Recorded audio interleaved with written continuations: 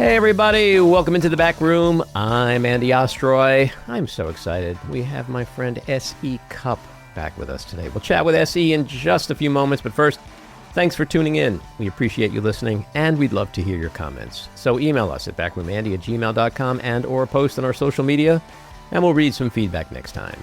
And if you like the podcast, please rate and review and follow or subscribe, and you'll be notified every time we post a new episode. So S.E. Cupp is a nationally syndicated columnist, author, podcaster, and TV commentator. She is host of the Off the Cupp podcast, which features interviews with celebrities, and newsmakers, and all kinds of cool folks. She is a columnist at the New York Daily News and has also been published in the New York Times, Vanity Fair, Rolling Stone, Washington Post, and many other publications. She is currently a political commentator at CNN, and she regularly interviews authors for C-SPAN's BookTV, and is a regular guest on The View, Real Time with Bill Maher, Jimmy Kimmel Live, Watch What Happens Live, and others. SC has also consulted on Aaron Sorkin's The Newsroom and AppleTV's The Morning Show, and has made cameos on House of Cards and Saturday Night Live. As an author, SC has written 2 books, Losing Our Religion, The Liberal Media's Attack on Christianity, and co-authored Why You're Wrong About the Right. SE, welcome back into the back room. Thanks for having me back. So much going on. We were just talking before we started how it is dizzying, the amount of news, and most of it insane, that comes at us like every half hour of every day. It's nuts. How do you deal with it? No one has the brain capacity to take in all of it at the same time. So, like, naturally, you tune stuff out. Mm-hmm. But the stuff you have to tune out is really, really important and bad. Like, there's not like this bucket of news that, like, this isn't important, I don't really have to deal with it. It's all important and crazy. But you can't focus on all of it all at once. So you have to pick and choose, which means necessarily that, like, really important stories are getting dropped and not focused on. Like this one by the Coast Guard. I don't know if you heard this. Sure. The Coast Guard is now designating the swastika is no longer a hate symbol. Well, didn't they come out like at the end of the afternoon and deny that was happening? That and did they? See? Yeah. I don't even know part B of that story. Part A is bad enough, but you don't see it on the cable news channels mostly, because, you know, Epstein and everything else that's going on. Well, you're Trump, right. That was not threatening the lives of Democratic lawmakers. Like, what's a little death threat among friends? Crazy. Could you imagine? You can't possibly keep up. I missed the second beat of that story. Howard Dean, his political career was over because he shrieked on victory night. On victory night, right? On victory night. Donald Trump could literally say that members of Congress should be hung because they're traitors. And like, that's just like, all right, what are we having for lunch? It gets like one beat. Yeah. It's so normalized, everything that he does, that things that would normally get attention in years past or ruin a career, right? Today it's nothing. But you're right. Well, it overshadows. Disqualifying anymore. No, but like you said, it overshadows other things that. I mean, look, I am willing to bet every last dollar I have that the Coast Guard actually was going to do that, and then it blew up online. That's where I saw it. I didn't really see it on cable news. It blew up online, and then there was what appears to be a fairly quick reversal. Walk back. Okay. Yeah, but that's where we are in this country, that the Coast Guard would no longer, designate swastikas, the Confederate flag. That comes from somewhere. Yeah, of course it does. You have to wonder, Pete over at Defense kicking out good journalists from the Pentagon. What else don't we know? And, did that come from the top? Did that come from Pete? That stuff we should know. And we're just not going to know stuff. And, not releasing the jobs numbers from the Bureau of Labor and Statistics. Like, that's intentional. Mm-hmm. And that's just stuff we're not going to know so that Trump can lie about the jobs numbers. I mean, these are 5-alarm fires, but they don't even get to the level because Trump is threatening to kill lawmakers. So it's like, I mean, we miss so many important stories. I'm not saying we all miss them. I'm just saying, like, you can't give every story the attention it deserves in an environment like this. And we all lose because of that. We all lose when, I'm not trying to make the media out to be heroes, but like we all lose when the media can't do its job properly.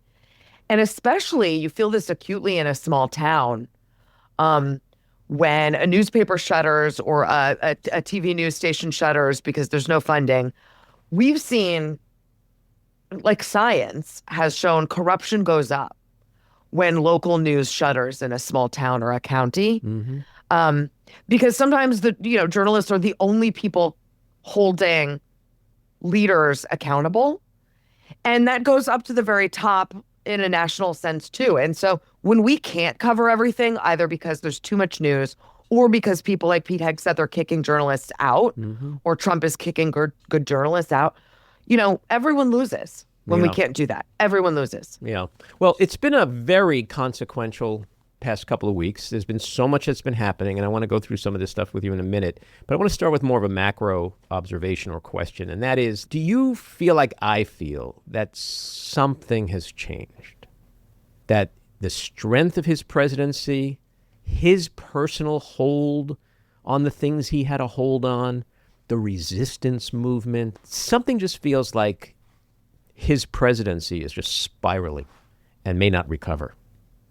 Well, I think both things are true. I think you're right about both things. There's evidence of what you're saying in, Lauren Boebert and Marjorie Taylor Greene and Nancy Mace, right? Three very loyal MAGAists turning on him and, demanding the release of the Epstein files, or in Marjorie Taylor Greene's case, really going after him on America First and foreign policy. That is new. I would caution it's not that consequential unless this trickles down to voters. And I think the only thing that's going to matter is if voters get tired of the Trump economy. And we have some evidence that they are. And because that was the singular promise he made, and it was an important promise. And it's why Democrats lost, because they weren't making that promise. They were saying the economy is great. Terrible messaging. Trump said, no, the economy is terrible, and I'm going to fix it. That's what mattered to voters. Immigration too, and crime as well. But really the economy. And because of tariffs and DOGE cuts and just a totally dysfunctional Congress and all of that, people are feeling like life is worse since Trump got elected. That's the worst thing that could happen to his presidency. Well, you see that in the polling. It's clear. You do see it. You're starting to see that.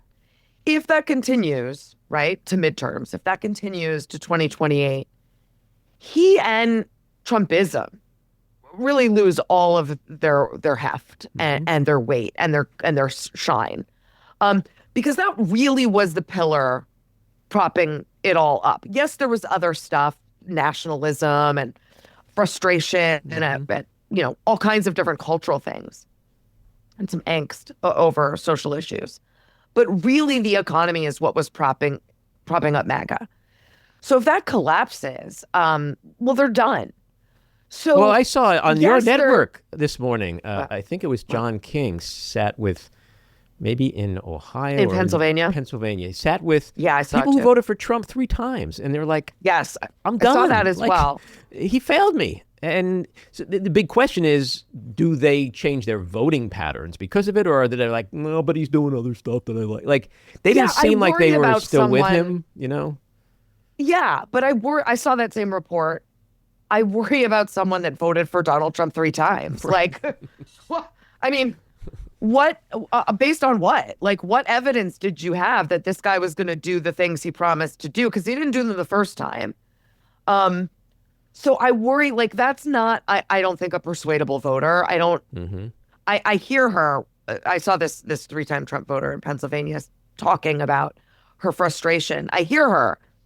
But a 3-time Trump voter is not, I think, where you're going to get the turnover. I think you've got to go to those Democrat, moderate, and independent voters that gave Trump their vote for the first time. Well, he's lost the independents already. I mean, that's already. But again, we've got like a year to midterms. Mm-hmm. Lots of things can happen. But yeah, I think that's where like Democrats need to get their own voters back, because a lot of them left, and recapture the middle. They're not going to do that with like a Mamdani. They're going to do that with moderates across the country.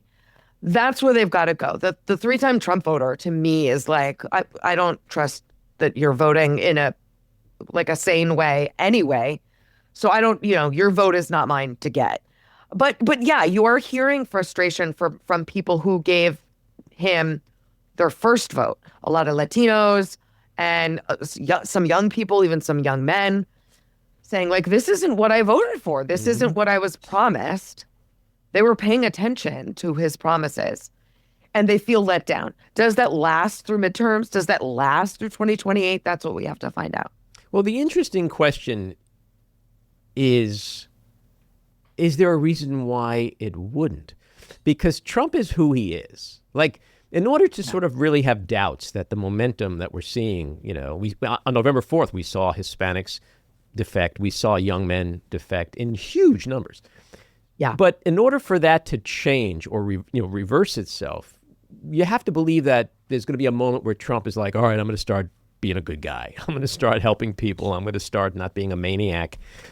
He's never going to change. So the way I look at it is that it's only going to get worse for him because of who he is and what he is incapable of doing. I think you're right about that. But I think the caution I would offer is, we're already seeing him pull back on tariffs, right? And tariffs are the most damaging thing he's done to the economy. If he does that and convinces his base, like, no, this all worked exactly according to plan, instead of the reality, which is that it didn't work at all. It was a terrible idea. He wrecked the economy and then slowly tried to fix it. That could, again, it's the economy. Mm-hmm. Whatever else he does is secondary to that. So if he pulls back on tariffs, tries to right his wrongs while saying he was right and there were no wrongs, a lot of people are going to believe that. And if they feel better about the economy, that's all that's going to matter.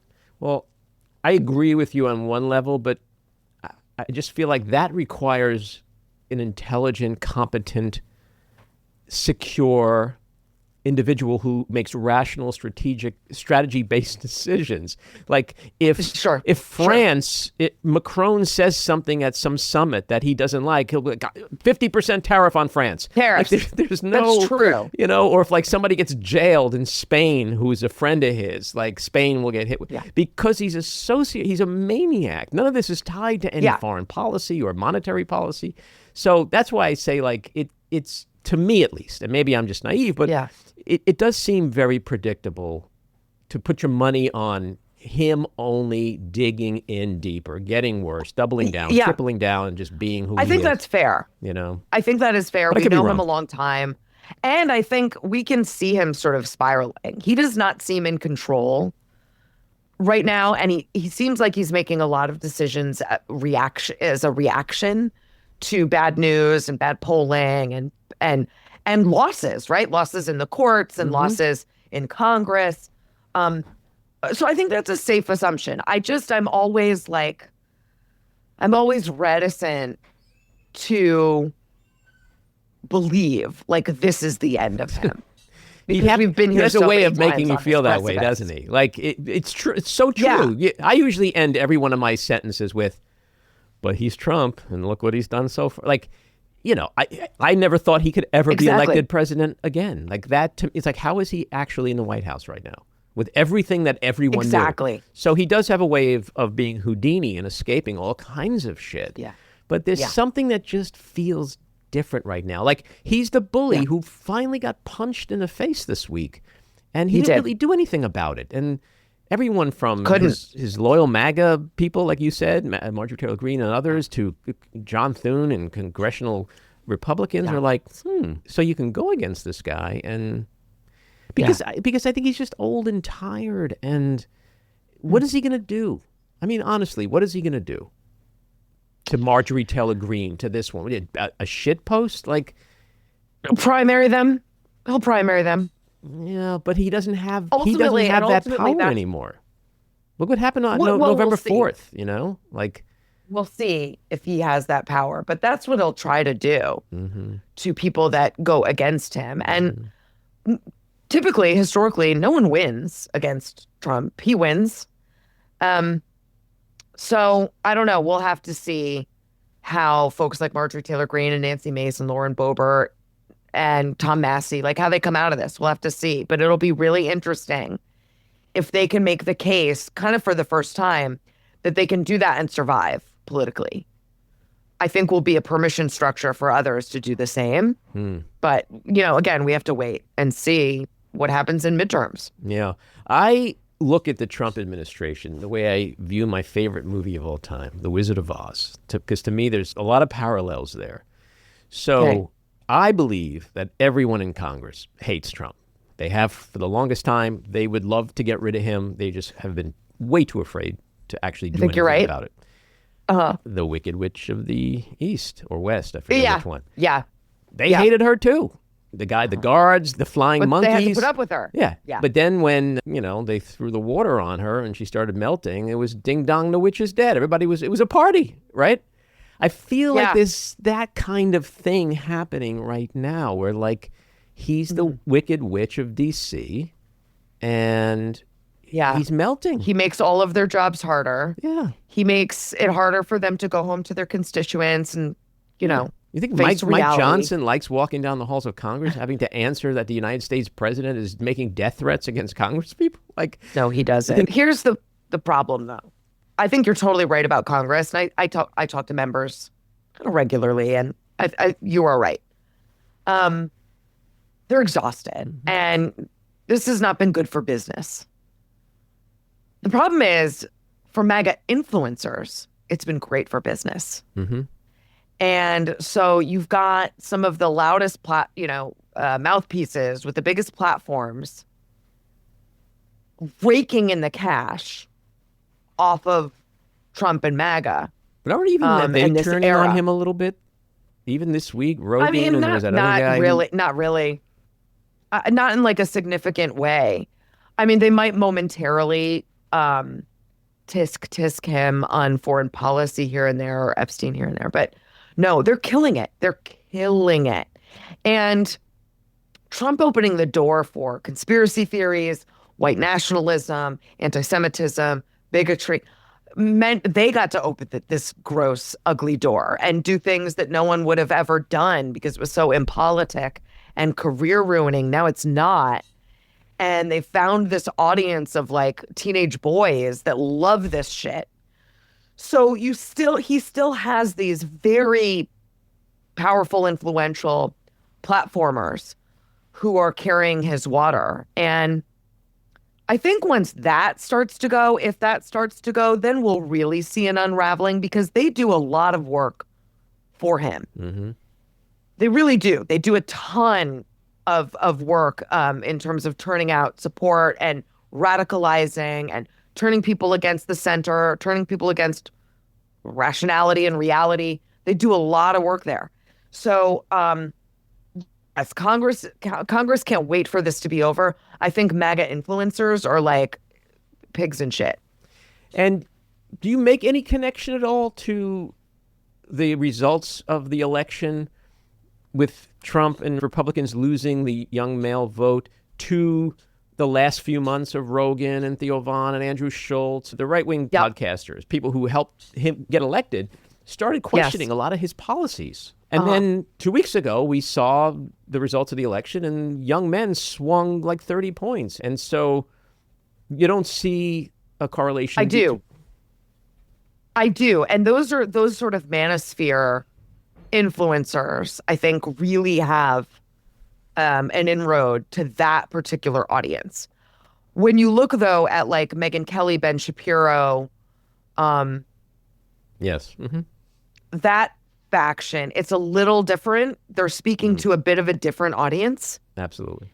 And they're still, very much carrying Trump's water. Tucker Carlson, it's a bit of a different audience. I think you're right on that part in the manosphere and those particular podcasters.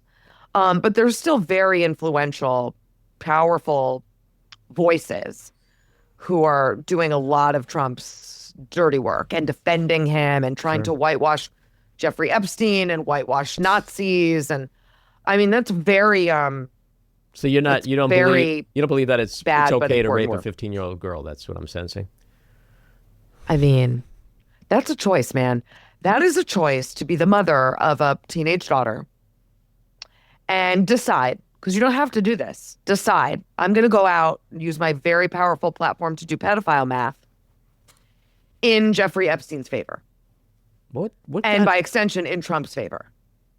That's a choice. That is a morally bankrupt ghoul. Yes. Who has sold her soul. I watched it again this morning, and I couldn't believe my ears. I like. It's not like they're 5. Like, are you kidding me? 15-year-old girl is a child, legally and in every sense of the word. They're not emotionally developed. They're not physically developed. Like, and you're just barely legal fetish. I mean, not barely legal. 15 is not barely legal. It's illegal. But also, like, to actually say the words, I heard Jeffrey Epstein's not actually a pedophile because. Right. What are you doing? That's like my daughter Sophie always says. If you hear yourself starting a sentence that begins with, the good thing about Hitler is, just stop. Just stop. Stop. Same thing. That is a wild choice, but it really just shows how far down the rabbit hole MAGA influencers have gone to keep their base rabid and radicalized. Because once you start doing conspiracy theories and whitewashing evil things, you have to keep doing it and going more and more and deeper because your audience demands more of it. I don't know where you go after Nazis and pedophiles. What is left to whitewash? The Mets, the New York Mets. That's worse. The Jets, probably the Jets. I'm offended by that. But no, I mean, like, what is left? How much lower could you go than deciding Tucker Carlson to launder a neo-Nazi's reputation and Megyn Kelly to launder a pedophile's reputation? There's nothing under it. You're right. And there are 2 camps, which is why a lot of people are talking about this split that is apparently taking place in the MAGA sphere amongst the really, really crazies and committed and those who still have some kind of brain and soul power left. And, you know, I say this a lot, you know, our elections have constantly been won and lost on the margins. So we don't need MAGA, everyone in MAGA to go, you know what, I'm done. Right. If they've lost the independents and they're losing some people in MAGA, right? Yeah. Not the lunatics, but just like, you know, the people who wanted groceries to be cheaper or whatever. Right. Know, that's a bad situation for them to be in. So that's why I feel like something really tangible and meaningful is happening right now. I don't disagree. And I hate always like throwing cold water on this, but I do want to talk about this rift, air quotes, inside MAGA. You know, Ben Shapiro calling out Tucker Carlson for platforming a Nazi. And I have a problem with this because it's really disingenuous. The idea that this all started with Nick Fuentes is absurd. This all started in 2015 with Donald Trump. Donald Trump opened the door to the Proud Boys and the Oath Keepers, the nationalists and the white supremacists and the bigots and the anti-Semites and the homophobes and the Islamophobes and the sexists. He opened that door. If you're mad 10 years later that Nick Fuentes walked through that door, you're wrong at the mad person. You're mad at the wrong person. And no one's blaming Trump for any of this. Ben Shapiro's mad at Tucker 10 years after for platforming Nick Fuentes. Nick Fuentes, who left Boston University to go march in Charlottesville the year Trump was elected because he was so inspired by Trump. Why aren't we connecting the dots here? That Trump is the bad guy for letting these ugly elements that you, Ben Shapiro, are now mad are now mad at. They've been here for 10 years. Yeah. Well, I mean, I'm not a because Trump let them in. psychologist, but do you think that there's a part of it that is like people don't want to beat themselves up and take blame for putting that guy in office? Sure. So it's easier to blame Nick Fuentes. Well, yes, but it's so disingenuous. Sure, and it's ignoring the obvious elephant in the room. There'd be no Nick Fuentes if there was no Donald Trump. 100%. 100%. So this rift, which again, I mean, just follow the money. This is for money and clicks and subs, and I don't find any of this principled, because to be principled, you'd have to start at the beginning. Right, but does it matter? With who's really to blame here? Principled? Like I've had online debates with people who are like, Marjorie Taylor Greene, she said this in the past, and it's the same shit when like Liz Cheney turned and they were like, she was anti-abortion. Like, who gives a fuck if they're on the right side now and helping bring this motherfucker down? Yes. Who cares? But they're not, because they're not mad at Trump. I would love it if Ben Shapiro was like, and you know what? Trump brought this in. Then I'd be like, yes, come over to this side.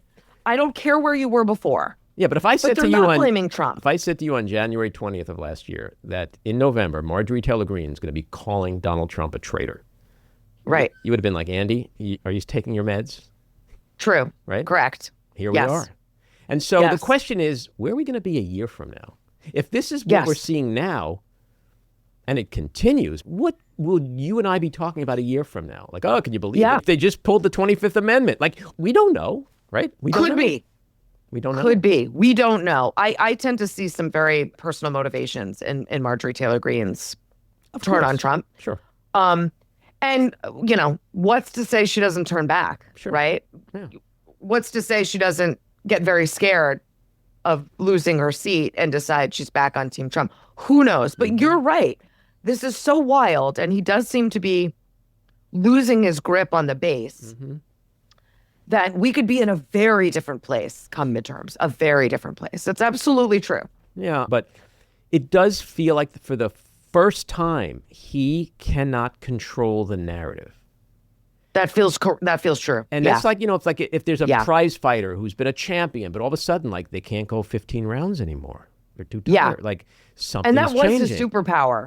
And so it does feel like he's lost his superpower. Epstein, do you think the death threats against the Congress people, is that just a distraction from something he knows could bring him down? Like that to me is like a Hail Mary pass.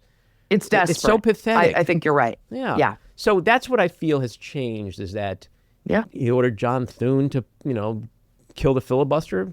He didn't. They unanimously voted for this bill, you know. That's a really good point. That was huge. Yeah, so like that was huge, because he was floating this in the press constantly for like a week. Yeah. And no one bought it. No one bought it. And he can't control Marjorie Taylor Greene, and he can't control any of this. So when you look at the last 2 weeks, I mean, it's hard to fathom that the election, the shutdown, Epstein, all this stuff it's 2 weeks. It feels like 6 months. A year. You have a very interesting take that I read on the shutdown in terms of who won that showdown. Yes. Yeah. Yeah, I think it's hard to argue that, I mean, Democrats lost, right? They didn't get what they wanted. The point of the shutdown was to get these tax extensions on the ACA. They didn't get it. And they didn't get it because this was folly from the start. They underestimated Republicans' capacity for cruelty and their ability to withstand a bruising news cycle, bad optics, bad realities, all the pain that was being discussed. They didn't care. And Democrats thought they would. That was their mistake. So they lost on that discrete goal. But I think over time, Democrats will have won. Because I think ultimately most people just wanted it to be over, and Democrats put an end to it. And I think they'll look good for that. And now Republicans have to own whatever happens with healthcare benefits. They'll have to own it, because Democrats tried the intervention. They didn't get to do it.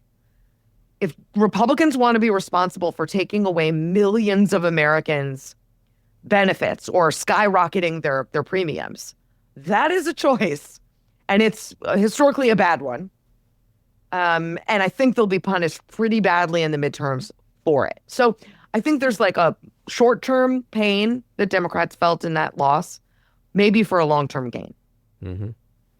And what were your biggest takeaways from the election itself? Because it was a pretty monumental defeat for the Republican Party. Yes, there are a few takeaways. One is that I don't think you can read any kind of ideological prescription out of this. You had a Democratic Socialist win in New York City, and then two moderate NatSec moms win in, bluish purple states. So I don't think the lesson for Democrats is run a Mamdani everywhere, right, or run moderates everywhere. It's that candidate selection is key, and you have to find the right candidate for the right place at the right time. And all three of those candidates were correct. I think the other lesson is you have to talk about, and this is important for Democrats to hear, you have to talk about the issues that matter most to the most amount of people. And what Democrats typically do is talk about the issues they wish mattered to the most amount of people. Sometimes those things line up. In 2022, when Democrats really wanted to talk about abortion and democracy, that is what a lot of voters cared about. And Democrats killed it in those midterms. In 2024, Democrats really wanted to talk about Project 2025, Trump's racism, abortion, democracy. Voters cared about economy, crime, and immigration. So sometimes those things don't line up. You have to talk about the things that matter to the most amount of voters. And that's what Spanberger and Mikey Sherrill and Zoran Mamdani did. They all talked about affordability. They all talked about the cost of housing. They all talked about the cost of energy bills. They met voters where they were, not where they wanted them to be, not up here in esoteric land, but right down on the ground on the issues that mattered most to them. If they can continue to do that, I think they've got a really good shot at taking back the House and maybe even the Senate. And that's interesting because there are a lot of people now starting to talk about the Senate, which was up until just a few months ago. Not even on the table. Yeah. What do you think is going to happen today at the White House with Trump and Mamdani? I don't know. I'm surprised by the level of détente. They both seem to be communicating, right? They're both saying, oh, we'll have a meaningful conversation. I think they both realize they need each other a bit. I think Mamdani's getting sort of like a wake-up call that there's not a lot he can do without City Council, Albany, and in fact, federal money. So I think he's trying to play nice. And I think, Trump is realizing it might make him look good to have him, host him in the White House. I don't know, but I wonder if we'll get a Zelensky type meeting where it kind of goes off the rails, right? Yeah, I mean... Or if these two guys are going to emerge, we had a really productive conversation. We'll work together in the future. I don't know. Yeah, my prediction is that Trump's going to do what he does most of the time, Zelensky being one exception.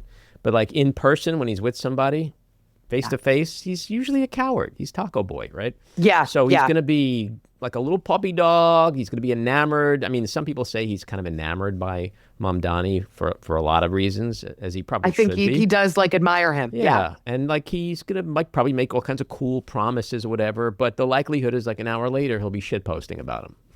Yeah, I think that's probably right. Muslim this, communist that, because that's his MO, Yeah. But I think you're right. It is. I mean, look, politics, you've been around long enough. It's a dirty game. People say shit all the time, and then they do strange bedfellows. Yeah, and I'm always surprised. But it makes you wonder because, Mamdani, if there was a poster child for everything MAGA hates, it's Mamdani, right? Right. He's Muslim. Right. He's a socialist. So there's that question of how nice can Trump be to him without after trying to radicalize everyone against him, right? After basically blowing MBS in the White House this week. So there's all this I mean, if he finishes the week with filleting Mamdani, right? I mean, how is that going to look? That's not a good look for him. That's such a good point. Among MAGA, That's such a good point. But it's all theater. It's just theater. It's going to be so performative. Totally. But it will be crazy if it ends up being like another Zelensky moment. Yeah, we'll see. It'll be a really interesting first test of his sort of like diplomatic abilities. And I think we'll be able to see like what kind of tone he's going to take throughout his mayoralty, which will be really interesting. I'm so fascinated by that race, which, you know, I covered for Battleground every day. And so I was really immersed in this race. It was so interesting and so layered. I'm fascinated, and I can't wait to cover the next 4 years of this term. Really. It's going to be fascinating because there's a good chance he can really be a very successful mayor who brings people together, or it could be a miserable failure for a lot of the obvious reasons. Yeah. The last thing I want to ask you about is these attacks that Trump has made on Catherine Lucy and Mary Bruce. The talk that some people are, like, when you go online, you see people, and I've said it myself too, it's like, where are the other reporters? How are they not standing up? Like, I can't fathom how reporters, especially like men, I don't want to sound old school, but you're standing there and the president of the United States is calling a reporter a piggy.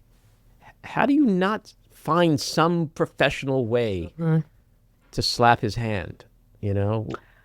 It really bothers me too. And I had a reporter on my podcast yesterday.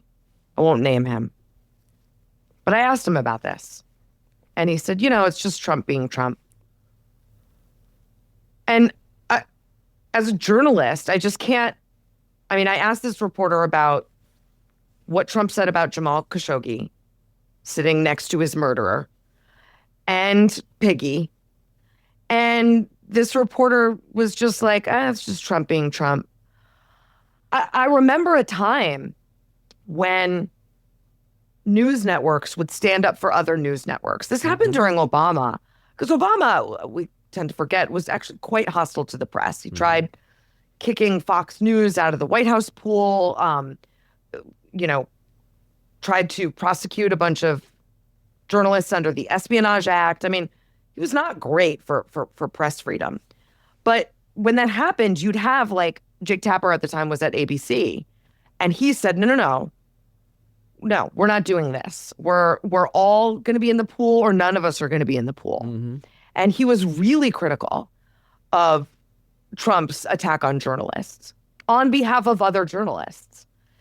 And you see this pop up now and again, but not nearly as often as it should, because the press has gotten tribal, and that's so deleterious and corrosive. We should all be doing the same job, which is holding powerful people accountable, period, full stop, that's it.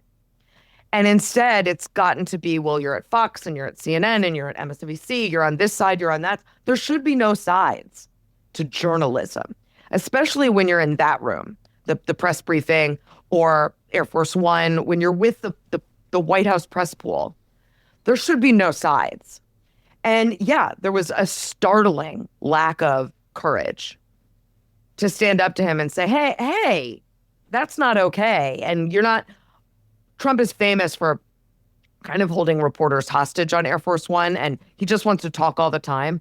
They could easily say, we're not talking to you. Right. We're not talking to you if you're going to talk to one of us like that. Exactly. But they don't. The other thing they could do, which I don't know why they don't, the next reporter goes, with all due respect, sir, can you please answer the question of blah, blah, blah. Yeah. And then the next, and the next, and the next, and the next. And don't stop asking that. What is he going to do? Kick everyone out? He's going to attack everyone? That used to happen. Yeah. Yep. Anyway. It doesn't happen anymore. We're not going to fix it all here, but it's therapeutic to talk about it. Essie, as always, thanks for coming in. Absolutely, anytime. Take care. This episode was produced and edited by me, Andy Ostroy. It was co-produced by Maddie Rosenberg and Jen Hammoud for Radio Free Rhinecliff, with additional editing by Maddie Rosenberg, music by Andrew Hollander, and graphic design by Cricket Langell.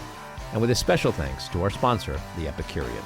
Again, thanks for listening. Please rate and review wherever you get your podcasts, and subscribe to the Backroom with Andy Ostroy YouTube channel, where you can watch full videos of our interviews. See you next time.